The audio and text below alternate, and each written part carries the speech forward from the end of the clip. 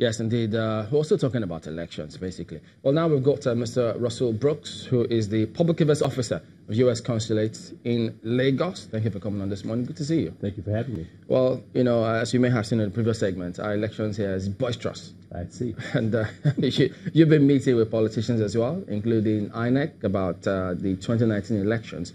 What kind of impressions do you have now? Well, as we've said many times, both on the part of our ambassador as well as the recent visit by our Assistant Secretary, we want Nigeria to have a free, fair, transparent, and peaceful election. We recognize that at times that elections here can be quite contentious, but nevertheless, it's important for Nigeria to have such an election if it is to continue to progress. You know, there's those who will ask, why this interest in Nigeria? Well, I would ask them, why wouldn't we be interested in Nigeria? One of your colleagues asked our Assistant Secretary when he did a teleconference prior to his visit to Nigeria, what's the motivation for the visit? Why visit? Nigeria is the most populous country on the continent. Nigeria is strategic in many respects to the overall economic prosperity on the continent, in terms of issues of peace and security. Why wouldn't we be interested in what is taking place in Nigeria and Nigeria's future? So what kind of improvement? I mean, I know that this meeting between INEC and political parties happened time and again with respect to such that you can deepen and improve upon elections year on year or every sequence. Have you seen any improvement so far? Well, yes, we have seen some improvements, but we also recognize there's quite a ways to go. You know, we had observers at the gubernatorial elections in Ekiti and Osun State recently. We also know that those elections had quite a few problems.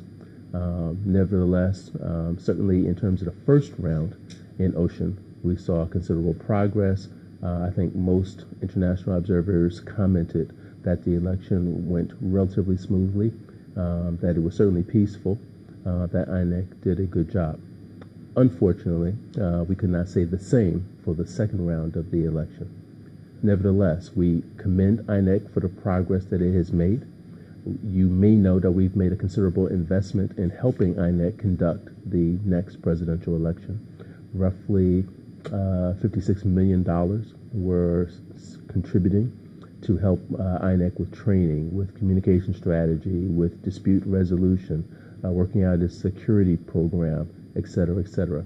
The INEC chairman recently visited the United States to speak to officials there, where once again it was reiterated our commitment to INEC and our desire to see a free and fair election. And then most recently in the joint statement that was issued by the United States and our like-minded allies, we made a point of saying that INEC must be allowed to conduct his job in a free and professional manner, an impartial manner, if Nigeria is to have the free and fair election that we all want. Because, I mean, the one that happened in Osun, I know civil society groups, they all spoke up about it, and then there were those who raised concerns about the role that security agencies play. And they, if I think it was, trying to remember the name now, where they say security agencies undermine the responsibilities or most of the effort that INEC has put in place. Yaga spoke about it, Situation Room also spoke about it. What kind of impression did the U.S. have about that, feedback? Well, we received the same feedback that you mentioned from civil society, and for us, our observers on the ground during that second round of the election noticed very similar activities.